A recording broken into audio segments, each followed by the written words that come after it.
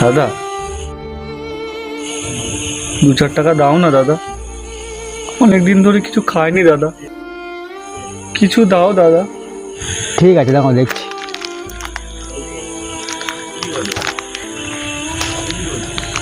আমার কাছে তো টাকা পয়সা কিছু নেই। টাকা পয়সা নেই তোমার কাছে? ঠিক আছে, তুমি যে কুরকুরেটা খাচ্ছ কুরকুরে প্যাকেটটাই দাও। ও আচ্ছা, কুরকুরে প্যাকেট লাগবে, ঠিক আছে দাঁড়াও দিচ্ছি।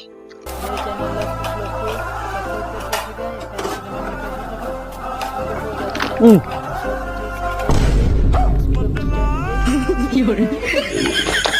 হুম হুম।